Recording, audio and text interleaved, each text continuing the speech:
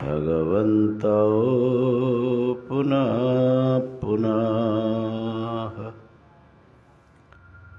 ईश्वरो गुरुरात्मेति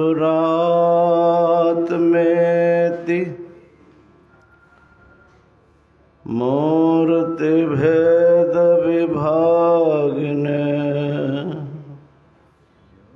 व्योमवद्व्याप्तदेहाय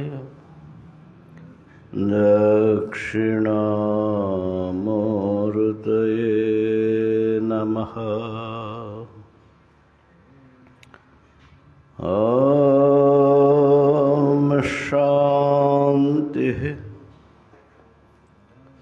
शान्तिः शान्तिः।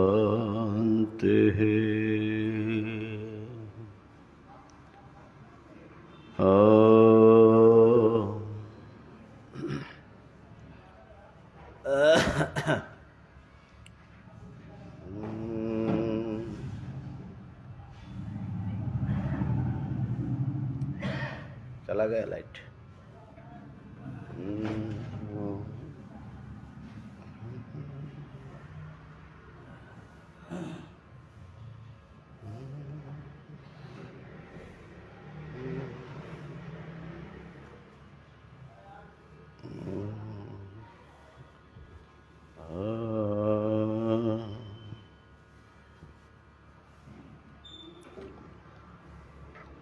हरि ओम हरि ओम हरि ओम। विवेक चूड़ामणि 416 नंबर श्लोक है। समूलमेतत् परिदैह्यबह्नौ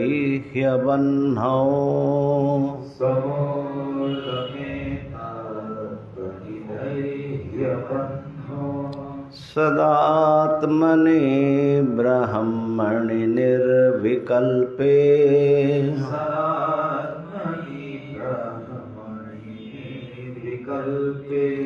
ततः स्वयं नित्यविशुद्धबोधा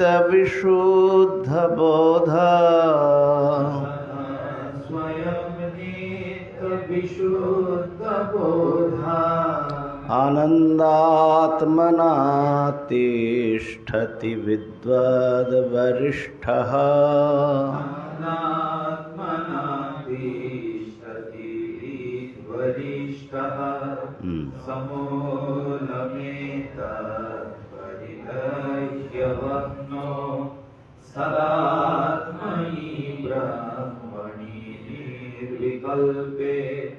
ततः स्वयं नित्यविशुद्धबोधानन्दात्मना तिष्ठति विद्वरिष्ठः।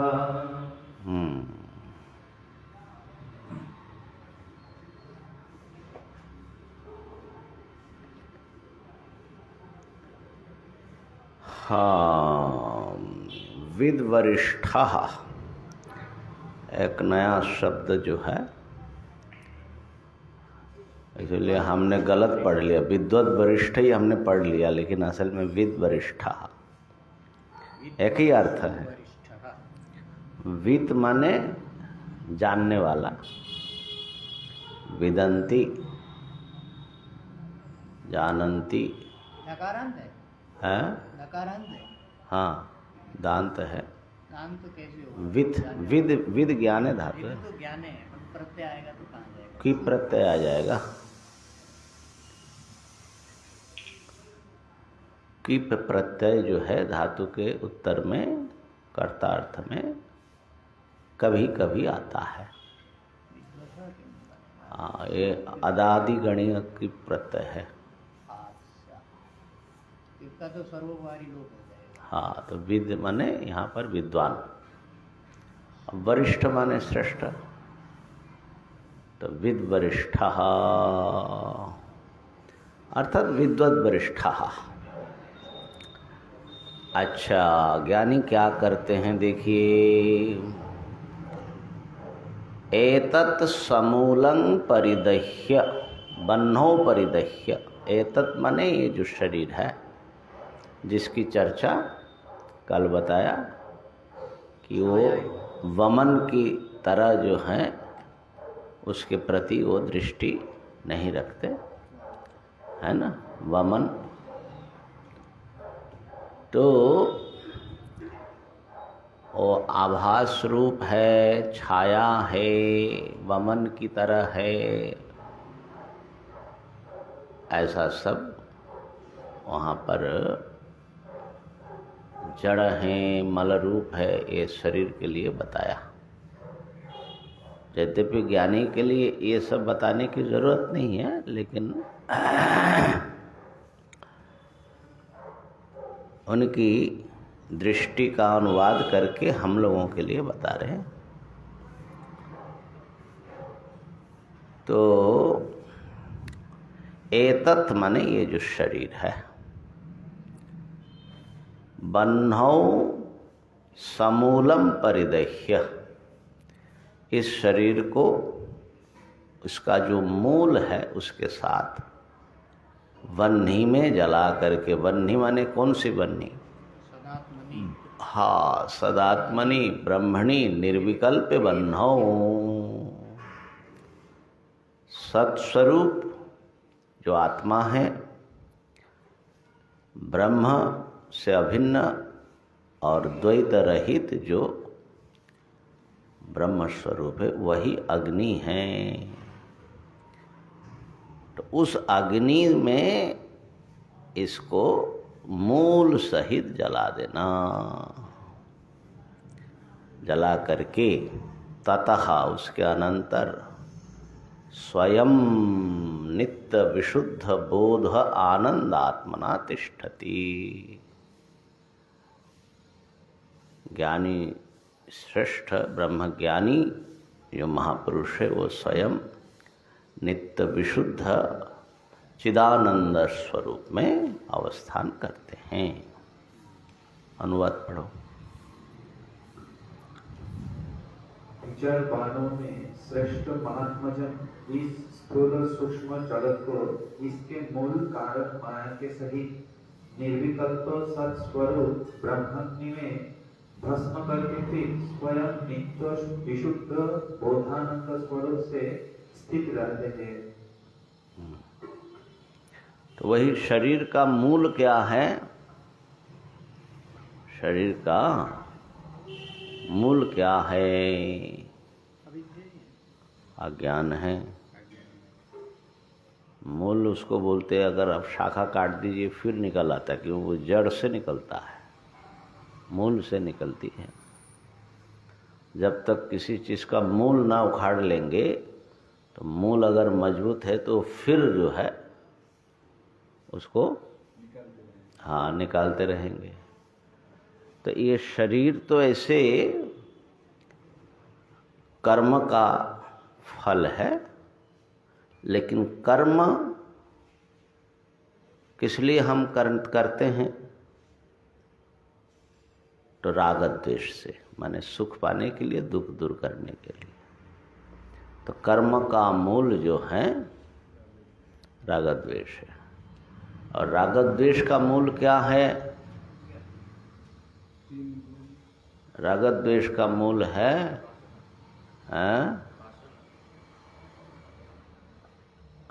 मेरे ख्याल में आसक्ति से राग द्वेष होता है। राग माने तो आसक्ति है, वासना तो राग द्वेष का ही नाम है।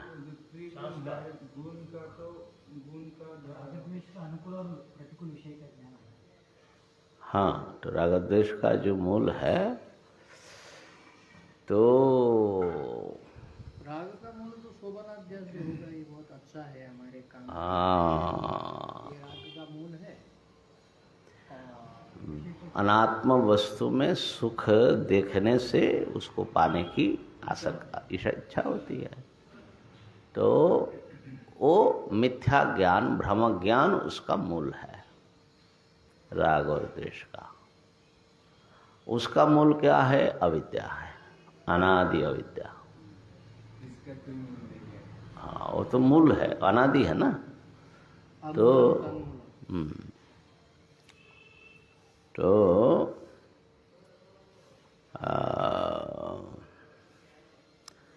जन्म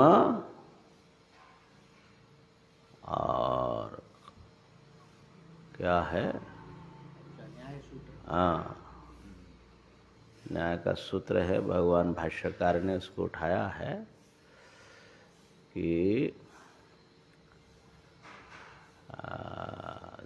दुख, जन्म, प्रवृत्ति, दोष, मिथ्या ज्ञानानाम उत्तर उत्तर अपाये तदनंतर अपायाद अपवर्गः। दुख से मुक्ति मिलना चाहिए, उसका नाम अपवर्ग है। तो दुख क्यों हम लोगों को मिल रहा है? का कि जन्म, शरीर जो ग्रहण किया, ये बड़ा विलक्षण है, ये समझ में नहीं आता दुख और शरीर के साथ में, क्योंकि शरीर हमको सुखदायी मालूम पड़ता है, कुछ गड़बड़ हो जाए तो दुख मिलता है ना। लेकिन यहाँ बता रहे कि ये जो शरीर है, और यहाँ पर भी शरीर के बारे में बहुत कुछ कहा। आपाततः तो लगता है दुख मिलता है हमारी जरूरत की, मतलब बाह्यिक चीज के लिए, लेकिन शरीर अर्जन है। मूल दुख का कारण, माइक में, मूल दुख का कारण अब जैसे बोला जन्म ही दुख का मूल कारण है, तो मुझे लग रहा है जो आपाततः हम लोग बाहर की चीज से लगता है हमारे दुख आ रहा है, दुख जो आ रहा है बाहर की चीज नहीं मिला या कुछ, कोई हमको कुछ बोला, इसमें दुख आ रहा है। लेकिन आपका विधि से बोला, मुझे लगता है तो जन्म ही मूल दुख का कारण, और जन्म मतलब ये जो शरीर धारण किया, इस शरीर भी दुख का मूल। अभी बता रहा हूँ। तो दुख का कारण जो है हम लोग, माने पूरा सूत्र क्या है? दुख का कारण जन्म, जन्म का कारण प्रवृत्ति माने कर्म, उसका कारण है दोष माने राग द्वेष, उसका कारण है मिथ्या ज्ञान। उस मिथ्या ज्ञान का जो कारण है वो न्याय सूत्र में विचारित नहीं हुआ, माने आत्मा में, अनात्मा में आत्मबुद्धि आदि मिथ्या ज्ञान, उसका कारण है आत्मस्वरूप का अज्ञान, जो वेदांत ने अच्छे ढंग से विचार किया। तो उस अज्ञान का नाश ब्रह्म ज्ञान से होता है, आत्मा की ब्रह्म रूपता का ज्ञान होने से। उससे शरीर आदि में आत्मबुद्धि का भ्रम हट जाता है। तो मिथ्या ज्ञान नष्ट होने से आपको अनात्मा वस्तु, एक अद्वितीय वस्तु दिखेगा तो राग किसके करोगे, द्वेष किससे करोगे? अपने को तो पूर्ण देखते, तो हमको बाहर खोजने की जरूरत भी नहीं है, बाहरी वस्तु भी नहीं है, तो दोष नष्ट हो जाएगा। दोष माने राग द्वेष, हाँ, और दोष नष्ट हो जाएगा तो प्रवृत्ति नहीं होगी। क्या करना है, किस के लिए करना है? क्योंकि हमारे सभी प्रवृत्तियां दोष से होती है। और फिर जब प्रवृत्ति नष्ट हो जाएगा तो जन्म नहीं होगा, और जन्म नहीं होगा तो दुख नहीं होगा। ये क्रम है, ये क्रम है।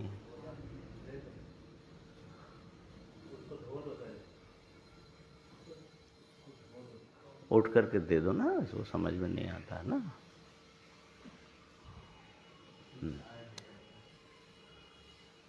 तो दुख का कारण जो है, ऐसे तो 3 प्रकार के दुख प्रसिद्ध है। त्रिविध दुख के आत्यंतिक निवृत्ति की बात आती है। आधि भौतिक, आधि दैविक और आध्यात्मिक। आधि भौतिक माने दूसरे प्राणी या वस्तुओं से जो दुख होता है, उसमें मनुष्य भी सम्मिलित है। आधिदैविक माने प्राकृतिक कारणों से जो दुख होता है, आध्यात्मिक माने अपने ही शरीर मन के कारण जो दुख होता है। इसमें व्याधि भी आध्यात्मिक में वही शारीरिक व्याधि और मानसिक व्याधि। मानसिक व्याधि में काम क्रोध आदि है ना, तो उसमें भी शरीर होगा तब तो आधि भौतिक और आधि दैविक का प्रभाव पड़ेगा। शरीर ही नहीं है तो आधि दैविक और आधि भौतिक पकड़ ही नहीं पाएगा। तो इसका मतलब है कि सबका मूल देखा जाए तो शरीर ही पड़ता है, आध्यात्मिक ही हुआ, ठीक है ना। तो अपना शरीर मन दुख का कारण है, ये बहुत विचार विवेक संपन्न व्यक्ति को समझ में आता है। ये समझ में जल्दी आने वाली चीज नहीं है, और नहीं आता है इसीलिए वो जो दुख दूर करने की कोशिश करता है उससे और जो है दुख बढ़ा देता है, उलझन है। आज गंगा किनारे बैठे बैठे एक विचित्र भाव आया। ठंडी है और धूप बड़ा अच्छा लग रहा है, तो विचार ये आया कि अच्छा मान लो हम जो हैं जो कल्पना करते कि एक ऐसी जगह जहाँ सब कुछ हमारा अनुकूल है, आधि दैविक आधि भौतिक सब अनुकूल है। मान लो कि हमारे शास्त्रीय भाषा में ब्रह्मलोक हम पहुँच गए, वहाँ पर जो है हमको ले चले गए, कोई जाकर के ब्रह्मलोक में हमको ड्रॉप कर दिया, चलो अब आनंद से रहो। छाया तो अलग अलग दिख रहा है, अपना शरीर भी वहाँ पहुँच गए। हाँ, तो वहाँ पर क्या हम सुखी हो जाएंगे? क्यों? ऐसे भोजन तो नहीं मिलेगा। हाँ? ऐसे भोजन तो नहीं मिलेगा। भोजन की आपको फिक्र है, वहाँ तो और बढ़िया भोजन मिल सकता है। लेकिन हम ये कह रहे थे, हमारा माने भाव ये था, अगर यही शरीर और मन से हम ब्रह्मलोक में गए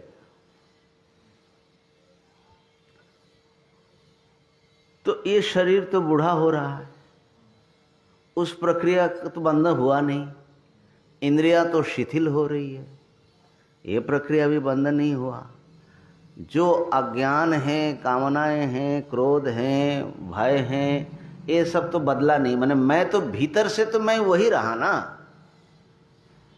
तो अगर मैं भीतर से वही व्यक्ति बना हूं तो आप ब्रह्मलोक में जाइए, स्वर्गलोक में जाइए, कहीं भी चले जाए, दुख की निवृत्ति कैसे होगी? संभव। लेकिन ये बात ध्यान में जाता नहीं बाबा। ये बात हम सोचते हैं कि माने बाहर के कुछ वातावरण ऐसा बदल जाएगा, कुछ लोग बदल जाएंगे, ऐसी ऐसी, ठीक है, उससे आपको तात्कालिक थोड़ा सा रिलीफ मिलेगी।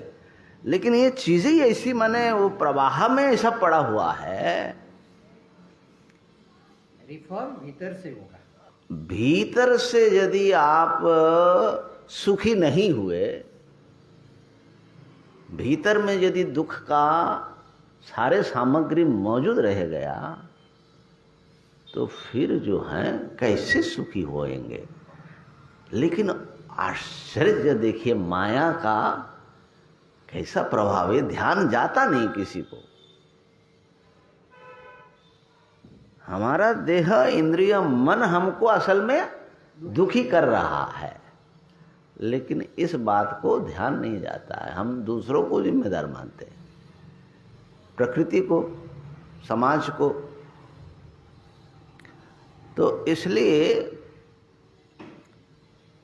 दुख की निवृत्ति तो तभी होगी जब शरीर समाप्त होगा। और शरीर भी, एक शरीर तो ऐसे ही समाप्त हो जाएगा, लेकिन उससे हमारी दुख की निवृत्ति नहीं होगी, क्योंकि फिर दोबारा शरीर आ जाएगा। है? तीन समाप्त होना। हाँ, तो मूल जो कारण शरीर है वो जब तक नष्ट नहीं होगा तब तक शरीर पैदा होता रहेगा। तो इसलिए ज्ञानी जो है उसको ब्रह्म ज्ञान रूप अग्नि से, माने ब्रह्म ही अग्नि है, उस अग्नि से वो जला देते हैं, मूल सहित देह जल जाता है। हाँ, अज्ञान समाप्त हो गया ब्रह्म ज्ञान से। तो अब देह जल गया, अज्ञान जल गया, तो कर्म किधर से बचेगा भाई, है ना। ज्ञानाग्नि सर्वकर्माणि भस्मसात् कुरुते तथा। और मजे की बात है कि वो जो जलता है ब्रह्माग्नि में, राग वाग कुछ बचता नहीं है। रज्जु में जो सांप है उसको अगर आपने जला दिया, किससे जलेगा? रज्जु के ज्ञान से। ऐसा जलेगा कि कोई राख बचेगा नहीं। क्यों? सांप तो 3 काल में नहीं था, ठीक है ना। तो इसलिए ये जो है मूल सहित निशेष समाप्त हो जाता है।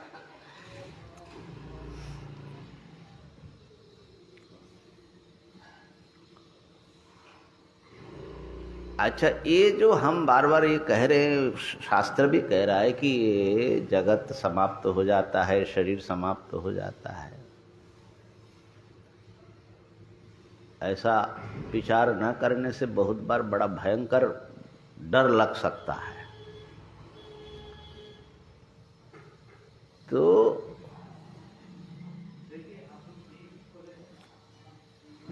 एक ब्रह्म से अतिरिक्त कोई दूसरा वस्तु नहीं है।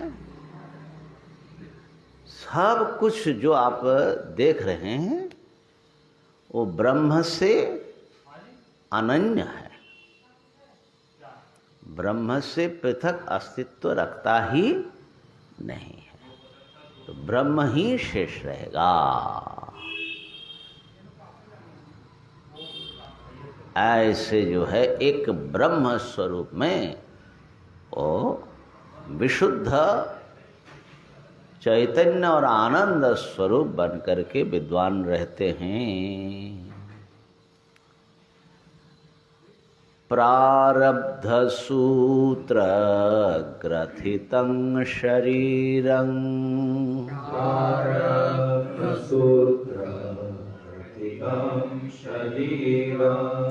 प्रयातु वा तिष्ठतु गौरिवस्रक्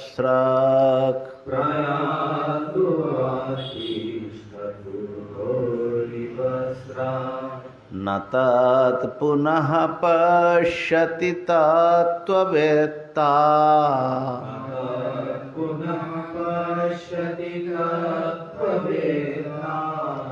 आनन्दात्मना ब्रह्मणि लीनवृत्तिः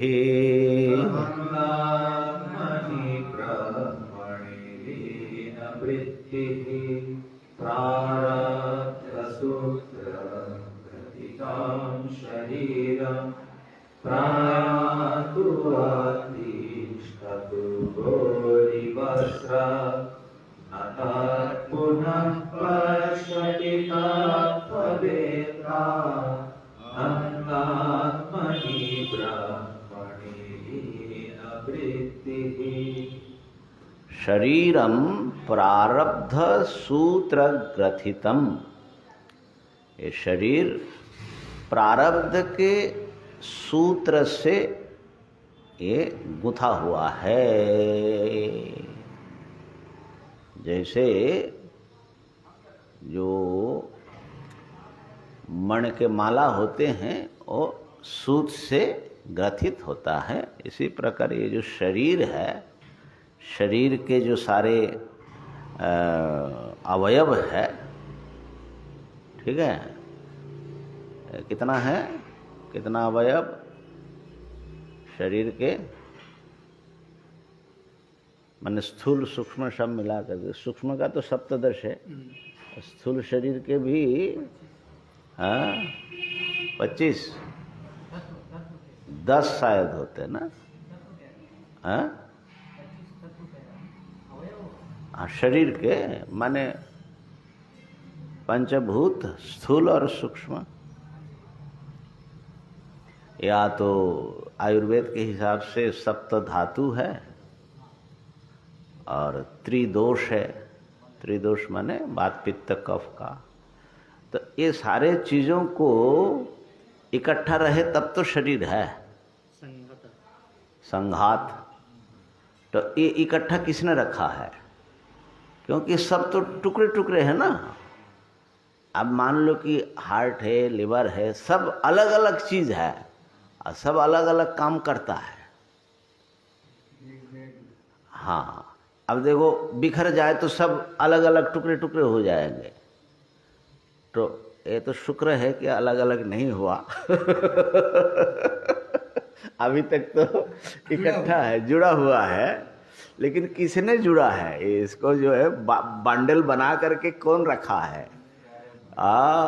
ये प्रारब्ध की महिमा देखो महाराज। ये जो मैंने प्रारब्ध को जो खोज लिया, तो कितना दूर विचार करके, कितना गहन विचार करके इसको। हाँ बिल्कुल बिल्कुल। है ना। साधारण विषय में ध्यान नहीं। अब जैसे ही प्रारब्ध खत्म होगा तो तुम कितना भी कोशिश करो शरीर को जैसे ज्यों का त्यों ऐसे इंटेक्ट रखने का, वो तत्काल वो शुरू हो जाता है। वो माने उसका सड़ना और गलना और बिखरना जो है। तो प्रारब्ध सूत्र ग्रथितं शरीरम, ये शरीर प्रारब्ध के धागे से बंधा है। जब तक वो धागा है तब तक ये रहेगा, और जब धागा टूटेगी तो सब बिखरेगा। ठीक है ना।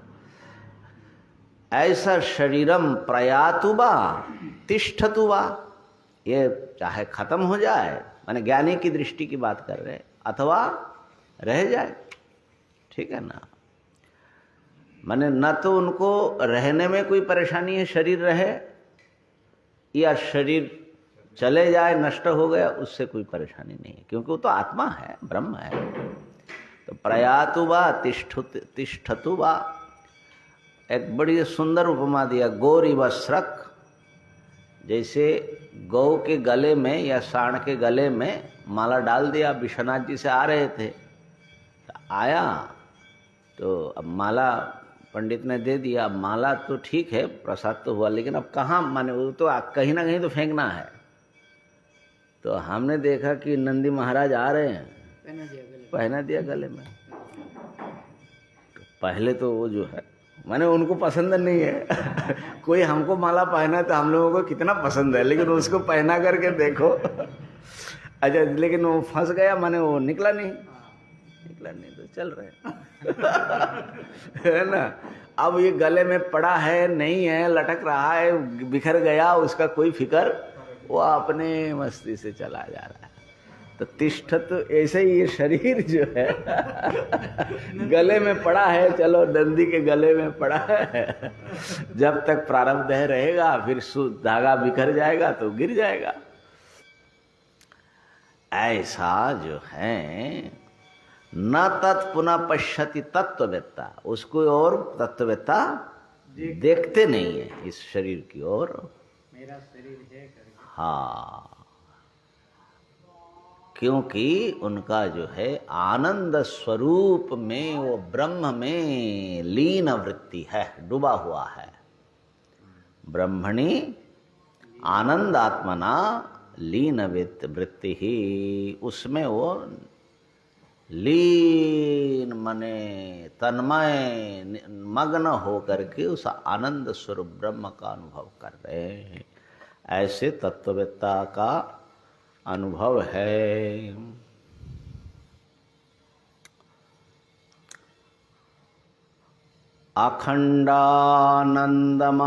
अखंडानंदमात्मानं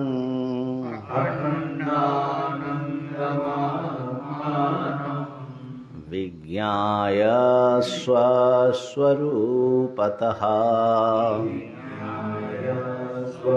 स्वस्वरूपतः किमिच्छन् कस्य वा हेतोर् किमिच्छन् कस्य वा हेतोर् देहं पुष्णाति तत्त्ववित् देहं पुष्णाति तत्त्ववित् अखण्डानन्दमात्मानं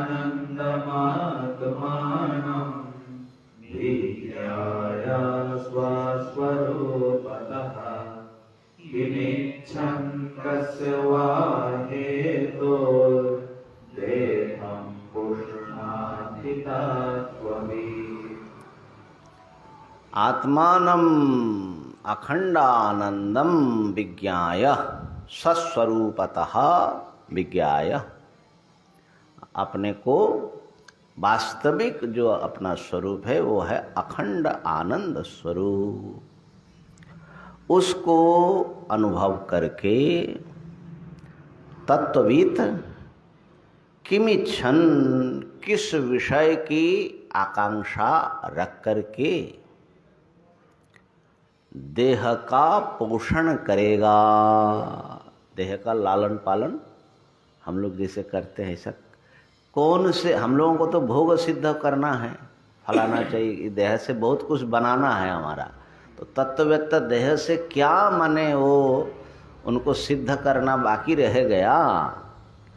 कौन से सुख उनको पाना है, कौन से विषय उनको भोगना है। किमिच्छन, किसकी इच्छा करता हुआ वो देहम पुष्णाति, और कस्य वा हेतु हो, किसके लिए तत्ववेत्ता ये सब करेगा।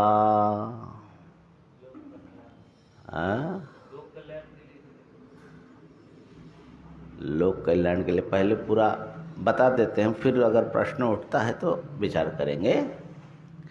तो ये जो है इसका माने जो तत्ववेत्ता है अपने स्वरूप को, अपने आत्मा को, अपने आप को उसके वास्तविक स्वरूप जो कि अखंड आनंद रूप है, ऐसा आनंद जिसका कोई खंड नहीं होता, आनंद ही आनंद है। उस स्वरूप में, वो उसका स्वरूप है, कहीं से उसको माने बाहर से पाना वाना कुछ नहीं है। ऐसा जान करके किस भोग्य वस्तु के लिए और किस भोक्ता के लिए इस शरीर का पोषण करेगा। ये जो है उपनिषद में बृहदारण्यक में आया है। आत्मानं चेत् विजानीयात् हाँ अयमस्मीति पुरुषः हाँ किमिच्छन् कस्य कामाय हाँ शरीरमनुसंहरेत्। हाँ, पंचदशिकार में पूरा प्रकरण ही एक सबसे बड़ा प्रकरण तृप्ति दीप, खाली इसी मंत्र पर इसी मंत्र लगभग कितना है, 300 कितना के आसपास है श्लोक रचना की। इस आत्मानं चिद विजानीयात् अयम अस्मीति पुरुष, माने इस मंत्र का भावार्थ भाष्यकार ने लिखा अपनी भाषा में। उपनिषद का मूल मंत्र है कि ये जो साधक है पुरुष, ये यदि आत्मा को यह मैं हूँ ऐसा अपरोक्ष रूप से जान लेता है तो फिर किस भोग्य वस्तु की इच्छा वो करेगा, करके किस भोक्ता के लिए वो शरीर के पीछे वो संतप्त होगा। तो इसमें आत्मा, उसको जानने वाला पुरुष और जानने का जो परोक्ष ज्ञान अपरोक्ष ज्ञान, ये सब विचार करके उसके साधन 298। हाँ, और किमिच्छन उसका जो फल है माने आत्मज्ञान का फल, तो उसमें बताते हैं कि जो साधक है व्यक्ति, उसको 7 अवस्था होती है। प्रथम जो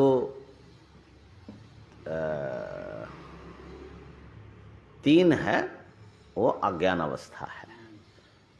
एक तो अज्ञान, फिर अज्ञान का आवरण और उसका विक्षेप, माने शरीर आदि में आत्मबुद्धि। श्लोक नंबर बता सकते हैं? तो शुरू में है। अच्छा वो निरंकुश तृप्ति वाला। हाँ हाँ, 8वें 7 अज्ञानम आवृत्ति तत्पद सद्वद विक्षेपश्च परोक्षधि। अपरोक्ष अपरोक्ष विक्षेपश्च परोक्षधि। अपरोक्षम क्या? शोक मोक्ष तृप्तिर निरंकुशा। लो मैं निकाल देता हूँ मुझे। हाँ,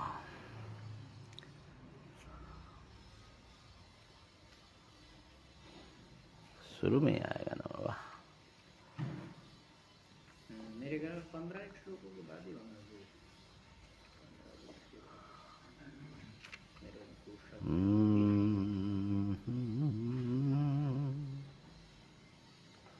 सप्तावस्था, हाँ 33 नंबर। तो अज्ञानम आवृत्ति तद्वद विक्षेपश्च परोक्षधि अपरोक्षमति शोक मोक्ष तृप्तिर निरंकुशा। सप्तावस्था इमौ इमाः सन्ति चिदाभासस्य तास्मिमौ बंध मोक्षो स्थितो तत्र तिस्रो बंध कृतस्मृताः। तो यहाँ पर जो हैं, मैं अपना ब्रह्म रूपता को नहीं जानता हूँ ना। तो ये जो आवरण की अनुभूति है, यही अज्ञान और आवरण, ठीक है ना। तो जबकि सप्रकाश आत्मस्वरूप है, फिर भी वो नहीं जानता। अब बोलता भी है न भाति नास्ति, न ऐसा कुछ दिखाई पड़ रहा है, न ऐसा है। ये आवरण हो गया। और कर्ता भोक्ता हम अस्मि, मैं कर्ता भोक्ता हूँ, जीव हूँ, इस प्रकार से जानना, ये विक्षेप हो गया।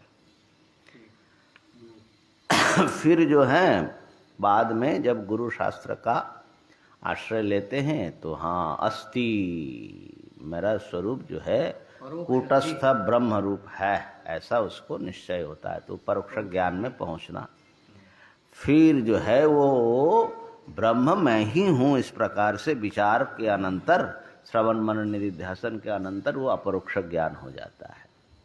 और उसका परिणाम है कि जो कर्ता भोक्ता अपने को सोच करके जो बहुत शोकाकुल हो रहा था, शोक सब समाप्त हो जाता है।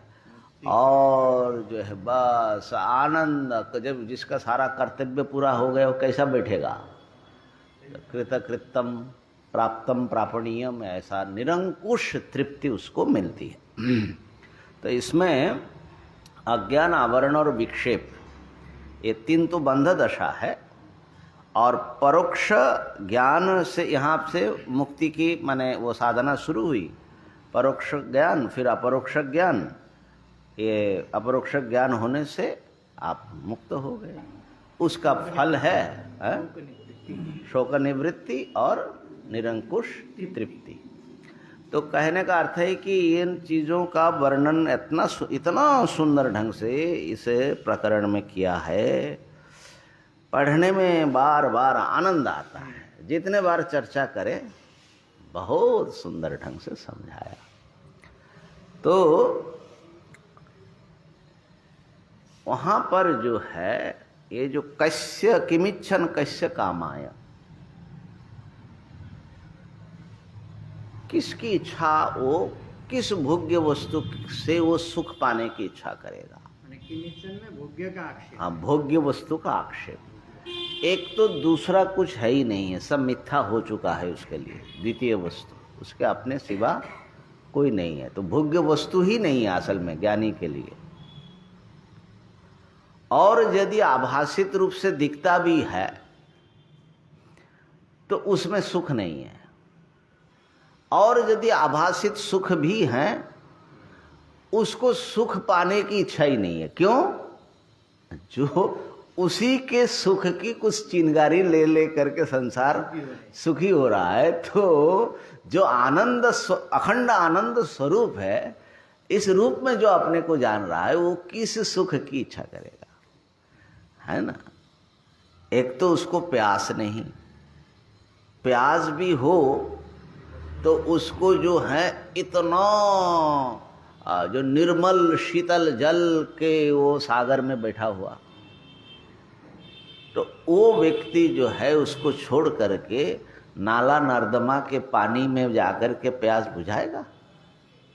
ऐसे ही जो हम लोग विषयों से जो अपने सुख की प्यास बुझाने की कोशिश करते हैं, ये नाला नर्दमा से अतिरिक्त तो कुछ है नहीं।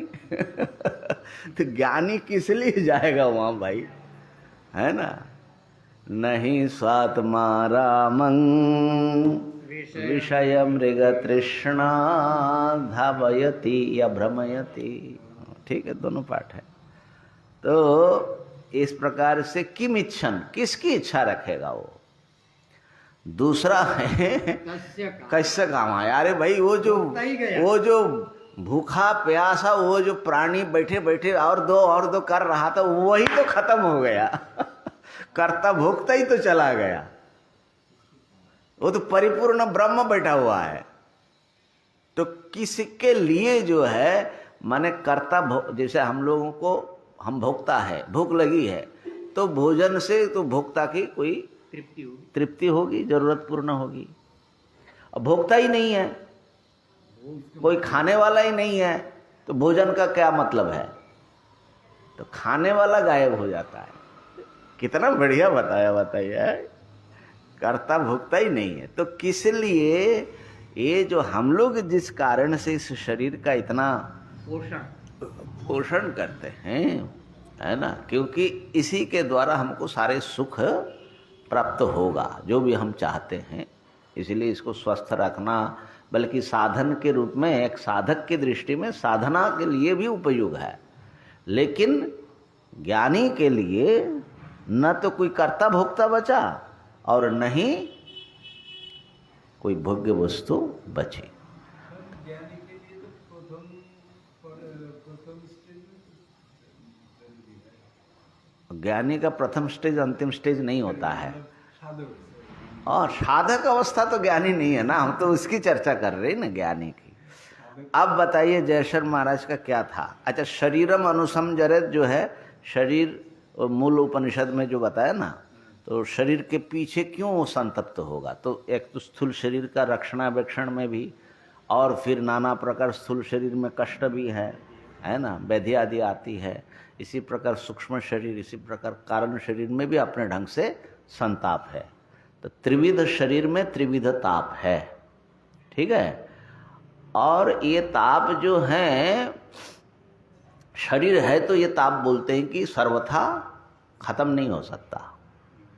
कैसा है, कंबल है, कंबल के रुआ जो है, लोम जो लगता है शरीर में, तो कोई बैठे बैठे क्या कर रहा है, ये सारा लोम निकालना लगा, तो क्या होगा। हाँ, तो बंगाल में कहावत है, लोम वास्ते कंबल उजाड़।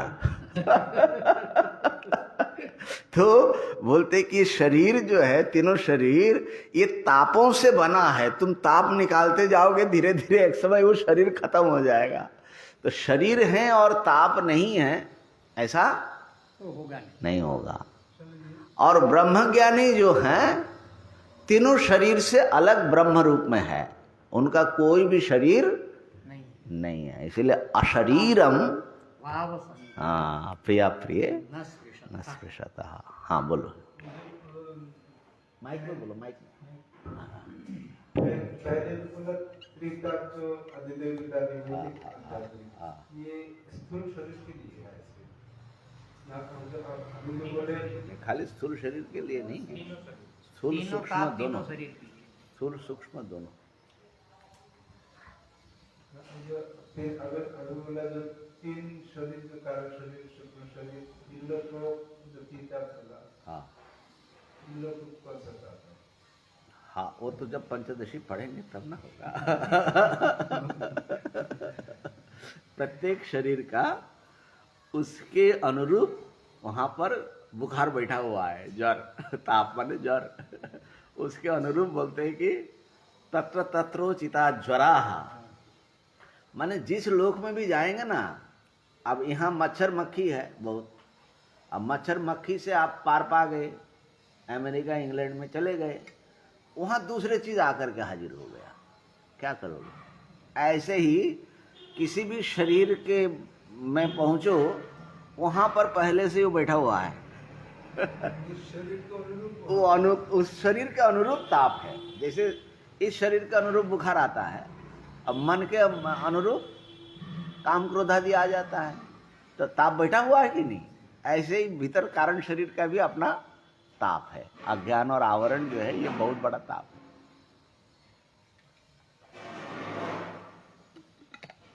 हाँ, अब जयशर महाराज, वो जो ज्ञानी, मेरा प्रश्न ये था, जो ब्रह्मज्ञानी हैं, हाँ उनको देखा जाता है लोक कल्याण के लिए बहुत सारा कर्म करते हैं, अगर कुछ भी नहीं है हाँ, तो कैसे करते, क्यों करते? सोहम और महाराज, दूसरा एक प्रश्न है ये, हाँ, माइक चलाओ ना, वो और तो नहीं, थोड़ा भिन्न है। माइक तो ऑन करो। अच्छा, नहीं। हाँ, ताप इतना है बताने का, बताने का ताप इतना है कि माइक नहीं, हाँ, प्रश्न तो दूसरा है, हाँ। मैं बता रहा था हाँ, कि बहुत बार देखा गया है, जैसे आचार्य शंकर के जीवन में ही देखा गया है, हाँ, उनका जो जीवन था बहुत पहले ही समाप्त होने वाला था, पर किसी कारण से उनका जीवन आयु बढ़ा दिया गया। तो अगर उनका प्रारब्ध खत्म हो गया है, तो नेक्स्ट प्रारब्ध के अनुसार ही जीवन चलता है, तो वो आगे का जो जीवन मिला वो कैसे मिला, कैसे चलता है? ऐसे प्रश्न तो अच्छा किया, मैंने प्रासंगिक प्रश्न है। अब हमारा ताप बढ़ेगा, उनका तो गया। हाँ? अब हमारा ताप बढ़ेगा, बढ़ेगा कि ताप खत्म होगा? खत्म भी हो सकता ताप है। भीतर था ना, अब थोड़ा ताप कम होगा। तो पहला प्रश्न जैसे महाराज का ये था कि ज्ञानी का भी प्रवृत्ति, तो ज्ञानी किसी किमिचन कसे कामाय शरीर मनुसंधरित वाले मैंने लोक के लिए, लोगों के मंगल के लिए अपना शरीर का वो पोषण करें, उपयोग करेंगे, ये पोषण करेंगे। ये चर्चा बहुत बार हुई है, इसका कॉन्सेप्ट तो मेरे ख्याल में जैसर को भी क्लियर होगा। ब्रह्म ज्ञानी का जो जीवन होता है उसके दो स्तर होते हैं। एक ब्रह्मज्ञानी अपनी अवस्था को स्वयं अनुभव करता है, और एक उससे इतर जो सामान्य लोग हैं वो भी ब्रह्मज्ञानी के जीवन को अपनी दृष्टि से देखते हैं। ब्रह्मज्ञानी भी अपने स्तर से, अपने स्वरूप की अवस्था में ब्रह्मज्ञानी का एक अवस्थान होता है, वो सच्चित आनंद अखंड स्वरूप अपने आप को अनुभव करते हैं।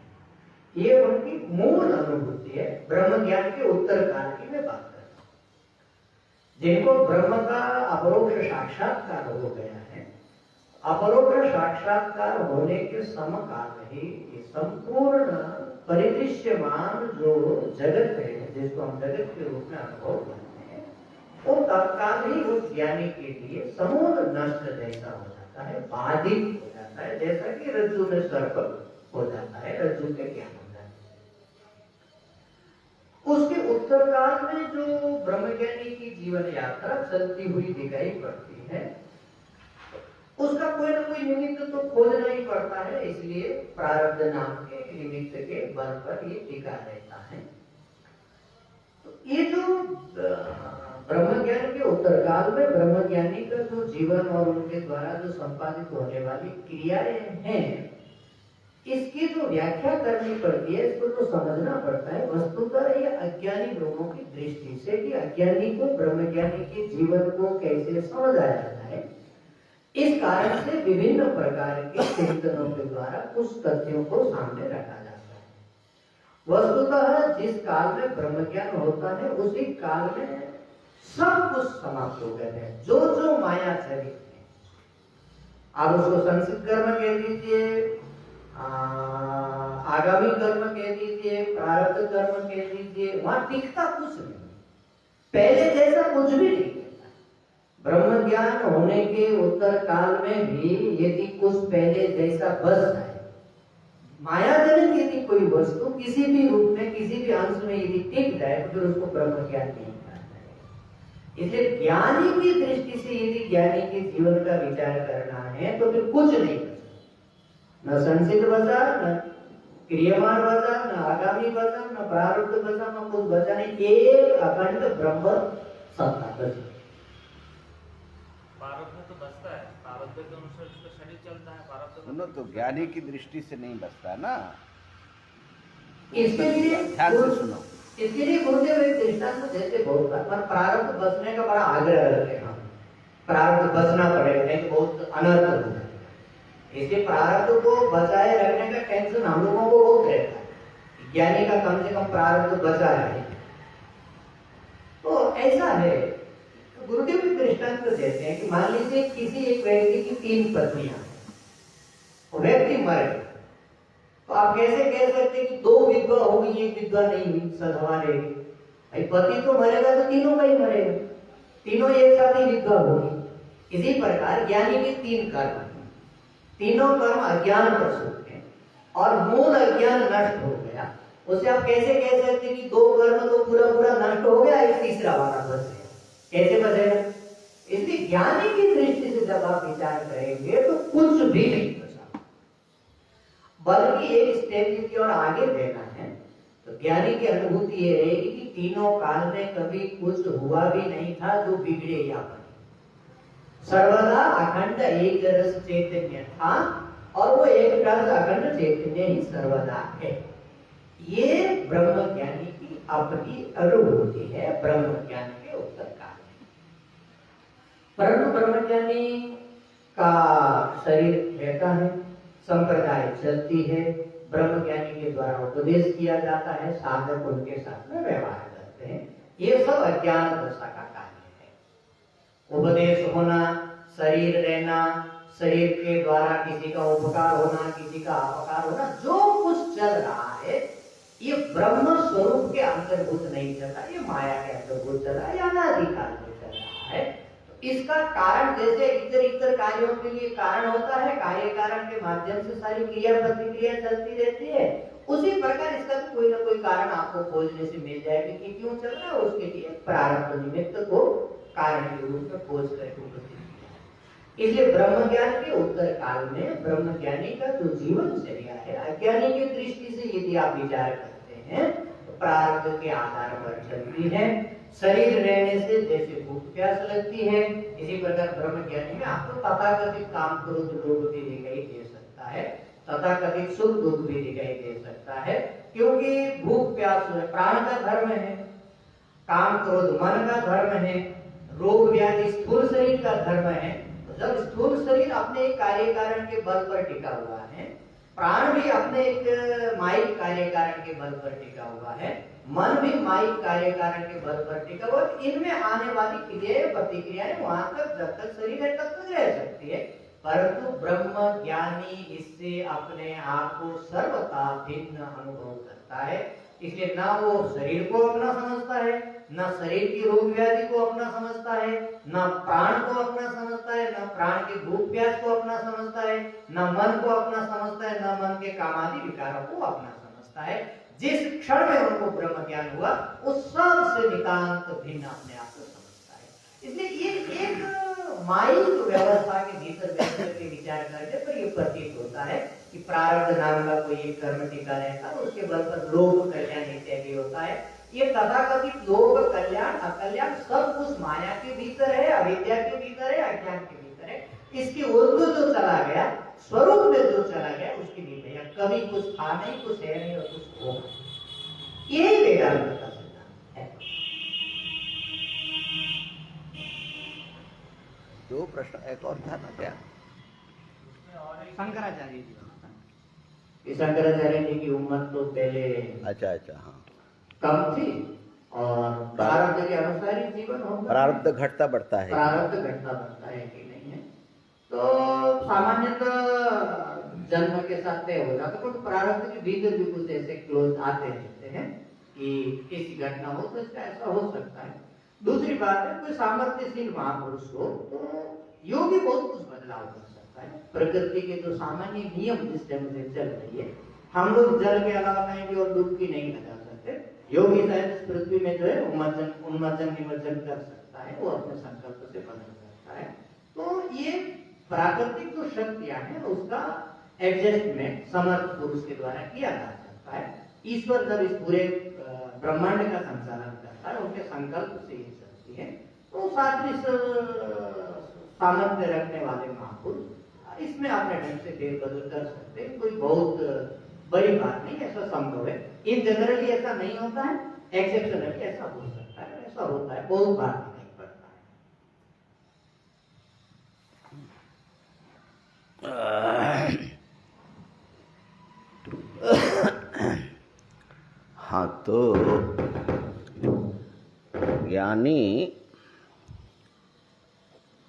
अपने देह का पोषण क्यों करेगा, किसके लिए करेगा?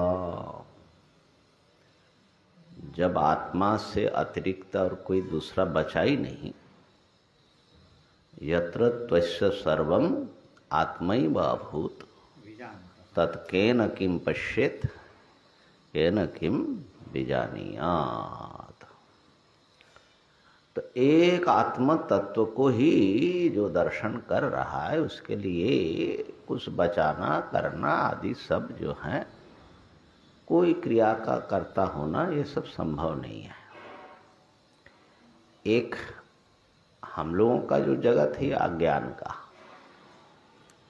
और जो इसका ज्ञान हो गया, जग गए, वो ज्ञान में है। तो एक के लिए जो रात है, दूसरे के लिए वो दिन है। यानी सर्वभूतानां। हाँ, ठीक है ना। तो दोनों की स्थिति अलग है। तो अज्ञानी हम लोग जिस प्रकार से शरीर का पोषण करते हैं, इससे कुछ साधना है, पाना है किसी चीज की प्राप्ति के लिए, भोग की प्राप्ति के लिए या मोक्ष की प्राप्ति के लिए, तो ज्ञानी के लिए वो इच्छा नहीं बचती। माने कोई असिद्ध उनके लिए चीज नहीं है ना।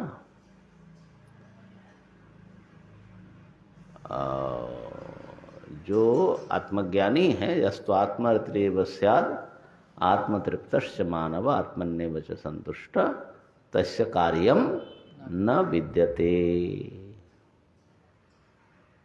नैव तस्य कृतेन अर्थन आकृतेन कश्चन। उसका करने का भी कोई फल नहीं है, ना करने से भी कोई नुकसान नहीं है। तो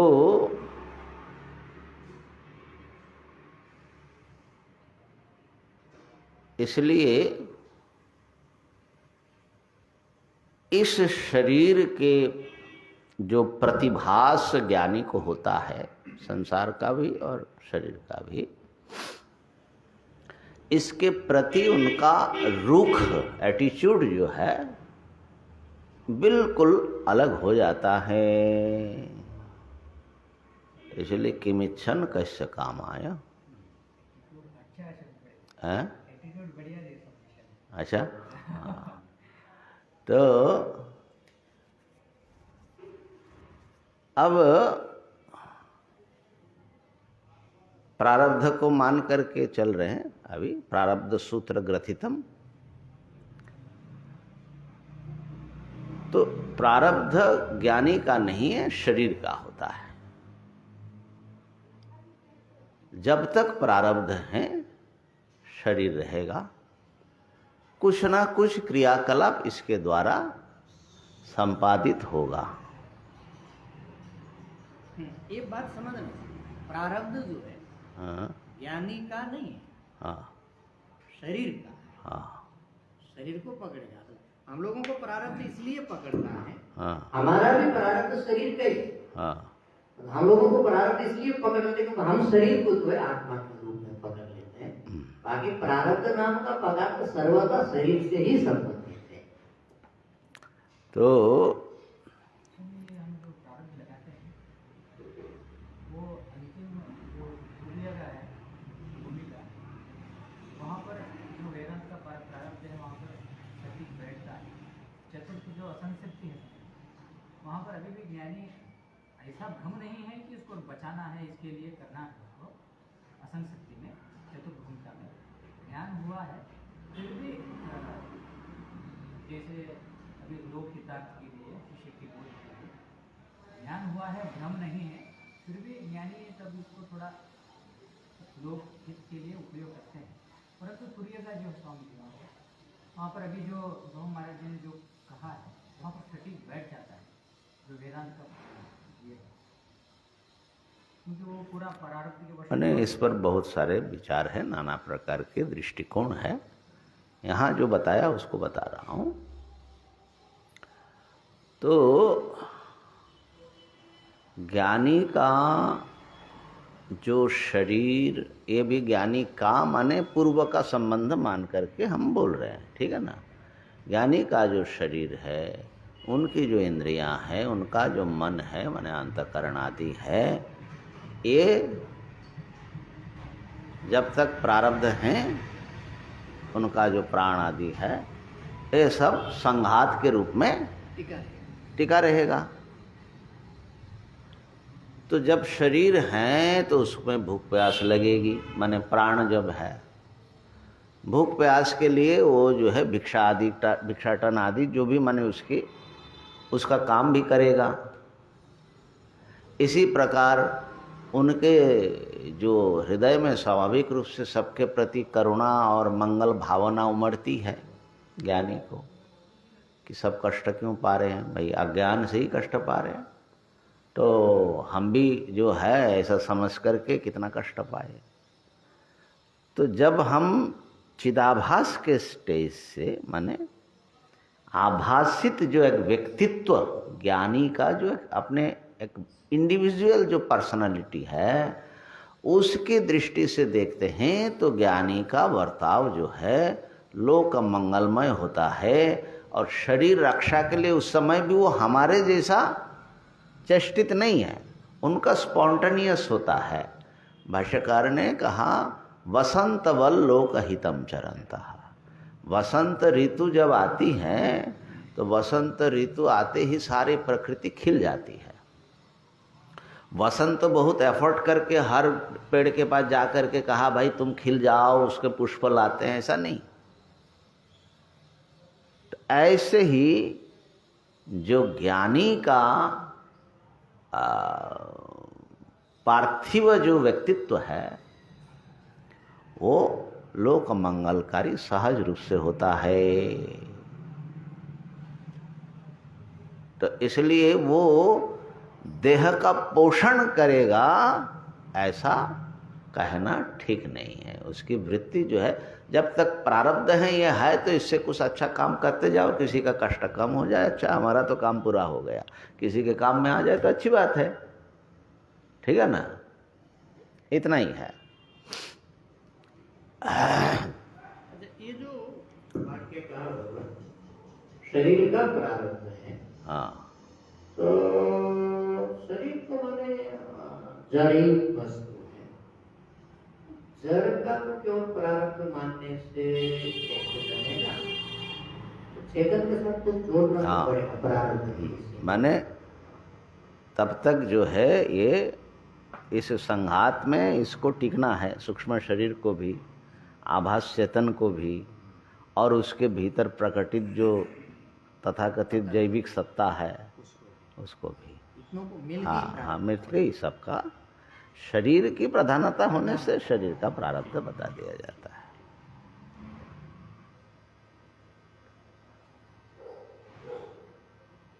और जो प्रारब्ध के भीतर अकाल मृत्यु का योग आता है, कुछ लोगों को अकाल मृत्यु का योग होता है। किसी किसी का जो है प्रबल योग होता है, जैसे आचार्य शंकर के लिए आपने कहा कि 8 साल में उनका शरीर समाप्त हो जाएगा। मृत्यु योग है तगड़ा। वो जो है, अगर व्यक्ति साधना करे, कुछ करे, तो प्रबल पुरुषार्थों से टल सकता है। ऐसा ही था वो। अब आचार्य का जो है, माने बहुत लोग जो अवतार मानते हैं, अवतार का तो कोई प्रारब्ध होता नहीं, वो तो उनके सच्चा है, लीला है, इसलिए उस दृष्टि से देखने पर अलग। लेकिन ज्ञानी मान करके यदि विचार करे तो माने अज्ञान लेकर के आए हैं तो उनका तो प्रारब्ध भी होगा। तो लेकिन उसमें अकाल मृत्यु का भी योग होता है।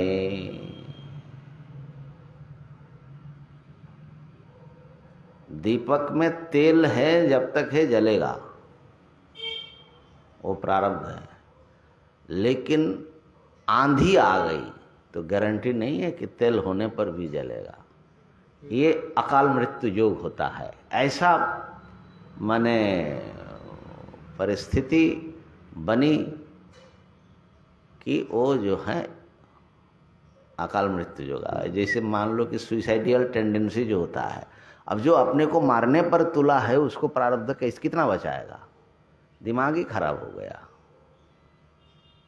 उसको उसी में मंगल दिखता है, सुइसाइडियल टेंडेंसी, ठीक है ना। तो संन्यास ले लिया तो उनका वो प्रारब्ध टल गया। संन्यास ले लिया था शंकराचार्य जी ने। तो वहां पर यह भी था कि 16 साल में चला जाएगा, और 16 साल में भी बच सकता है अगर किसी महापुरुष का कोई कृपा हो जाए या विशेष तपस्या हो। तो व्यास जी आकर के 16 साल और दे दिए, तो 32 साल में चले गए। तो मेरे ख्याल से जो एक कुछ विशेष सत्ताएं होती है, उनका हिसाब किताब अलग होता है। लेकिन प्रारब्ध में भी ऐसा हो सकता है कि इतने में अगर मृत्यु नहीं हुआ तो उसका ऐसा है। माने जो संचालन करने वाले भगवान हैं, उनके सिस्टम में पूरा सब माने चेक बाल्ब और ये सब उसका उसी ढंग से वो सब चलता है। तो इसलिए अकाल मृत्यु भी होती है। चलो ठीक है, लेकिन हम लोगों का मुख्य ध्यान देना है कि इस शरीर के प्रति ज्ञानी की कोई आसक्ति, आग्रह नहीं रहता है। संसिद्धस्य फलं त्वेतत्,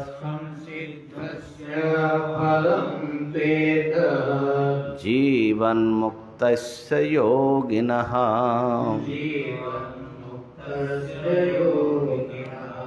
बहिरन्तः सदानन्द,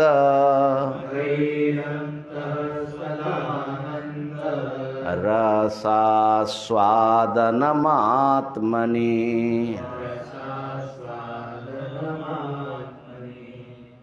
संसिद्धस्य फलं त्वेतत्, जीवन्मुक्तस्य योगिनः, बहिरन्तः सदानन्दः, रसास्वादनमात्मनि।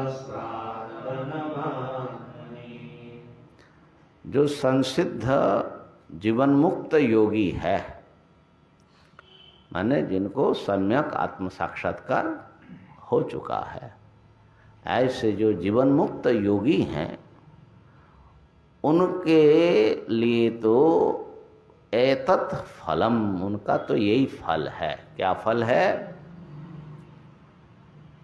बहिरंतः, चाहे वो बाहरी वृत्ति में रहे, चाहे वो समाधि दशा में रहे, अंतः, ठीक है ना, बहिर अंतः, सदा आनंद रस आस्वादनम, आत्मनि सदा आनंद रस आस्वादनम, माने उनके अंतःकरण के भीतर बाहर केवल आनंद रस का ही वो आस्वादन करते हैं। तो व्युत्थान काल में भी जब वृत्ति है उस काल में भी उनको बाहरी वस्तुओं के प्रति कोई आकर्षण नहीं होती है ना। तो यहाँ पर हाँ, समाधि की आवश्यकता जो है ज्ञान के पहले यहाँ पर बताया। अच्छा, उस बात को और सुंदर वर्णन कर रहे हैं। वैराग्यस्य फलं बोधो, वैराग्यस्य फलं बोधो, बोधस्योपरति फलम्, बोधस्योपरति फलम्, स्वानन्दानुभवात् शान्ति, स्वानन्दानुभवात् शान्ति, रेषैवोपरते फलम्, रेषैवोपरते फलम्। वैराग्यस्य फलं बोधो, बोधस्योपरति फलम्, स्वानन्दानुभवात् शान्ति, रेषैवोपरते फलम्। वैराग्य का फल तो आत्मज्ञान है, अपरोक्ष आत्मज्ञान। वैराग्य का फल माने इस अर्थ में जो श्रवण मनन आदि कर चुके हैं या कर रहे हैं उनके लिए। माने पर वैराग्य संपन्न जो है और श्रवण नहीं, फल, वैराग्य का फल बोध है।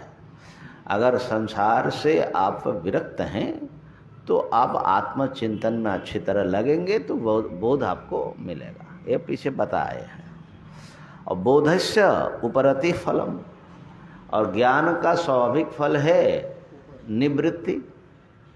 विषयों में से सुख पाने की इच्छा से जब हम भटकते हैं उससे निवृत्ति, अपने जो है अपने आत्मानंद में वो जो है बहिर्विषयों को उससे निवृत्त हो जाते, कर्म से विषयों से निवृत्त हो जाते, वही उपरति।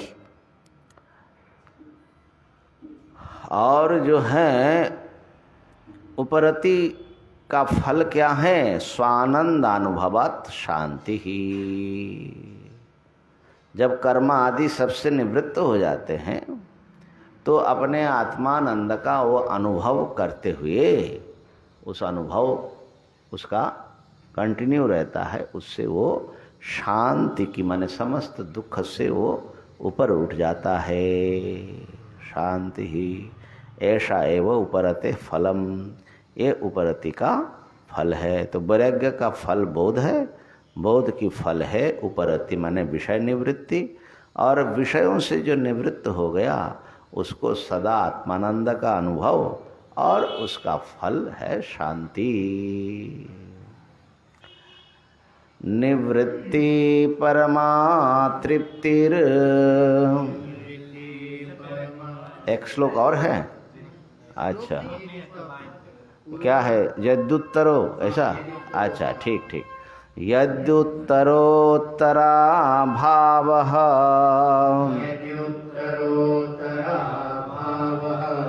पूर्वपूर्वं तु निष्फलम्, निवृत्ति परमा तृप्तिः,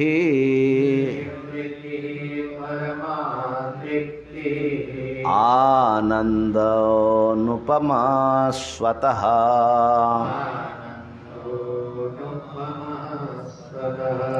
दृष्ट दुःखेषणोद्वेगो,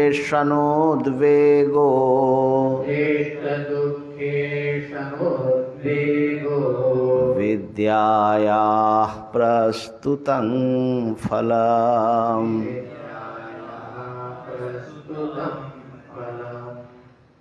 यद्युत्तरतरो भावः पूर्वपूर्वं तु निष्फलम्, निवृत्तिः परमा तृप्तिः, आनन्दोनुपमा स्वतः, क्लेशदुःखेषणोद्वेगो,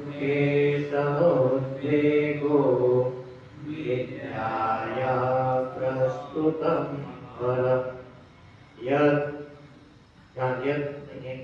और भी है नाटकों के दूसरे श्लोक। दूसरा श्लोक हमारी 3 लाइन का है। 3 लाइन का है। 4 421 2 लाइन का है। हाँ 3 लाइन का। ओ ऐसा किया है क्या? हाँ, यहाँ ऐसा किया हुआ, विभाग ऐसा किया। अच्छा अच्छा अच्छा, तो वो जद वो कहाँ गया? ये 41 421 421 के ऊपर। अच्छा अच्छा अच्छा, 421 का वैसा बनाया। चलो ठीक है। तो यदि उत्तर उत्तराभाव पूर्व पूर्वम तो निष्फलम, यदि बाद बाद वाला नहीं हुआ तो पूर्व पूर्व को निष्फल जानना। अच्छा, माने वैराग्य के बाद ये यदि आपको जो है वैराग्य हुआ बोल रहे हो और ज्ञान नहीं हुआ तो वैराग्य व्यर्थ है। वैराग्य का फल ऊपर है ना, बोध। ठीक। हाँ, वैराग्य जो है, अगर वैराग्य है तो आपको आत्म साक्षात्कार मन आत्मा में समाहित होना और उसका साक्षात्कार हो जाना चाहिए। वैराग्य है लेकिन ज्ञान नहीं हुआ तो वैराग्य सार्थक नहीं हुआ, सफल नहीं हुआ। बोध है लेकिन विषयों में भटक रहे हैं, इसका मतलब है कि बोध आपका होना सार्थक नहीं है। माने असल में ऐसा तो होता नहीं है। इस बात को इसीलिए कह रहे कि माने असल में वो बोधाभास है, ज्ञानाभास माना जाएगा ऊपर। हाँ, तो इसलिए और उपरति है, विषयों से आप उपराम में बैठे हुए हैं आराम से और आपको आत्मानंद की अनुभूति नहीं हो रही है, आप दुखी है, क्या मतलब हुआ? तो हाँ, तो इसका मतलब है कि आपका उपरति दिखावा है, बाहरी चीज है, आत्मानंद की अनुभूति या शांति की प्राप्ति नहीं हो रही है। ठीक है ना? इसलिए निवृत्ति ही परमा तृप्ति ही आनंदो अनुपमा स्वतः। जब आप क्या बोलते हैं कि शांति को प्राप्त कर लेते हैं तो उसमें दुख की निवृत्ति हो गई, तो परमा तृप्ति, परम माने संतुष्ट हो जाते व्यक्ति अपने से, और अनुपम आनंद का स्वतः उसको अनुभव होता है। आज इतना ही रहने देते हैं, बाकी हिस्सा कल के साथ पढ़ेंगे। ओम पूर्णमदः पूर्णमिदं पूर्णात्